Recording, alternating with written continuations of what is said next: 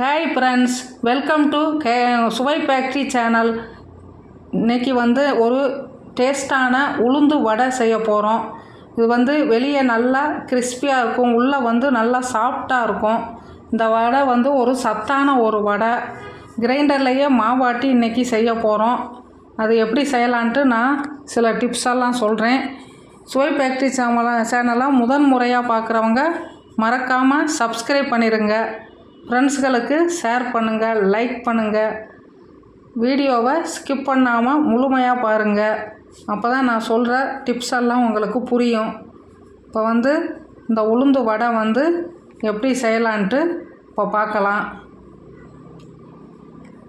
அதுக்கு நான் இன்றைக்கி 1 கிளாஸ் உளுந்து எடுத்திருக்கேன். அதை எடுத்து ஒரு பெரிய கிளாஸ் அளவு உளுந்து எடுத்திருக்கேன். எடுத்துட்டு அதை நான் ஒரு 2 மணி நேரம் நல்லா ஊற வச்சுக்கிடுவோம். 3 தடவை நல்லா அலசிக்கிடுவோம். அலசிட்டு ஒரு 2 மணி நேரம் ஊற வைக்கலாம். ஊற வைக்கும்போது நம்மளுக்கு 2 மணி நேரம் ஊற வச்சோம்னா தான் அது சரியாக இருக்கும் கிரைண்டரில் ஆட்டுறதுக்கு. அதுக்கு மேலே ரொம்ப நேரமும் ஊற வைக்கக்கூடாது. இப்போ உளுந்து நல்லா கழுவி ஒரு 2 மணி நேரம் நல்லா ஊறிடுச்சு. இப்போ இதை நம்ம கிரைண்டரில் போட்டுக்கிடுவோம். இந்த உளுந்து நம்ம ரொம்ப நேரம் ஊற போடக்கூடாது. அதே மாதிரி கிரைண்டரில் போட்டு ரொம்ப தண்ணியும் ஊற்றக்கூடாது. தண்ணி ஊற்றாமல் இந்த உளுந்து போட்டுட்டு அப்பப்போ சும்மா லைட்டாக தொளிச்சு விட்டு அரைக்கணும். இப்போ உளுந்தையெல்லாம் முழுசாக போட்டுவிட்டு அதில் இருக்கிற நம்ம அந்த தண்ணியை கொஞ்சம் நேரம் நல்லா ஆட்டிடும். அதுக்கப்புறமா நம்ம கொஞ்சம் கொஞ்சமாக தண்ணியை தொளிச்சு விட்டு ஆட்டணும். இப்போ ஆட்டின பிறகு அதில் இஞ்சி ஒரு பீஸ் போடுறேன். இப்போ ஓரளவு நல்லா ஆட்டிருச்சு. அதில் தேவையான அளவு உப்பையும் போட்டுக்கிடுவோம். போட்டுட்டு இந்த மாதிரி கையிலேருந்து எடுத்து போடும்போது இந்த மாதிரி மாவு விழுகணும். இந்த மாதிரி விழுந்தாதான் உளுந்து மாவு பக்குவம் கரெக்டான பக்குவம். இப்போ இதுக்கு வெங்காயம் ஒரு 2 வெங்காயம் பெரிய வெங்காயம் கட் பண்ணி வச்சுருக்கேன். அதையும் போட்டுக்கிடுவோம். கறிவேப்பிலை கொஞ்சம், அப்புறமா பச்சை மிளகாய் ஒரு 2 கட் பண்ணி வச்சுருக்கேன். அப்புறம் மிளகு தட்டி வச்சுருக்கேன். அதையும் போட்டுக்கிடுவோம்.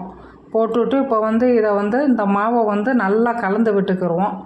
இது நம்ம கொஞ்சம் கொலப்பாக வடை தட்டுறதுக்கு வராட்டி நம்ம கொஞ்சம் பச்சரிசி மாவும் சேர்த்துக்கிடலாம்.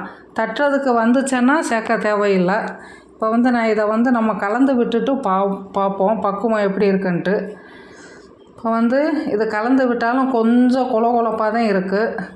அதனால் இதுக்கு நம்ம கொஞ்சம் பச்சரிசி மாவை தான் சேர்க்கணும். பச்சரிசி மாவு நான் இன்றைக்கி ஒரு 4 டேபிள் ஸ்பூன் அளவு எடுத்து வச்சுருக்கேன். எடுத்து இந்த இடியாப்பம் மாவு வச்சுருப்போம்ல, எதனாலும் சாதாரண பச்சரிசி மாவும் சேர்க்கலாம். அதை இப்போ நம்ம அதில் போட்டுவிட்டு திரும்பவும் இதை நல்லா கலந்து விட்டுக்கிடுவோம். வடை தட்டுற பக்குவம் வர்ற வரைக்கும் நம்ம போட்டுக்கிடலாம். இன்னி கொஞ்சம் வராட்டி இன்னி கொஞ்சம் கூட மாவு போட்டுக்கிடலாம். இப்போ போட்டுவிட்டு இதை நல்லா கலந்து விட்டுக்கிடுவோம். கிரைண்டரில் சூடு ஏறாமல் இருக்கிறதுக்கு நீங்கள் ஃப்ரிட்ஜில் வைக்கிற இந்த குளிர்ந்த தண்ணியை கூட தொளிச்சு விடலாம். இப்போ எல்லாம் நல்லா கலந்து மாவு பதம் பார்த்து இந்த மாதிரி ஒரு பாலித்தீன் கவரில் நம்ம தண்ணியோ எண்ணெயோ தடவிட்டு இந்த மாதிரி தட்டி ஒரு ஓட்டையை போட்டு நம்ம செய்யலாம். அப்படி இல்லாட்டி நம்ம கையிலையே எண்ணெயோ தண்ணியோ தடவிட்டு கையிலையே தட்டியும் போடலாம். இது பிகினர்ஸுகளுக்கு இந்த மாதிரி பாலித்தீன் கவரில் வச்சு தட்டும்போது ஈஸியாக இருக்கும். கொஞ்சம் எக்ஸ்பீரியன்ஸ் ஆனவங்கன்னா கையிலையே தட்டி போட்டுடலாம். நான் கையிலையே இதை தட்டியும் போடுறேன். இந்த மாதிரியும் பாலித்தீன் கவரில் தட்டியும் போட்டு காட்டுறேன். இப்போ வடை நல்லா வெந்துருச்சு, பிரட்டி போட்டாச்சு. இப்போ இந்த மாதிரி நல்லா கலர் மாறணும் வடை. அப்போ தான் நல்லா வெளியே வெந்திருக்கும். இப்போ வடை ரெடி ஆயிடுச்சு. இந்த வடையை எடுத்து தட்டில் போட்டுக்கிடுவோம். இதே மாதிரி எல்லா வடையும் இப்போ சுட்டு எடுத்துக்கிடுவோம்.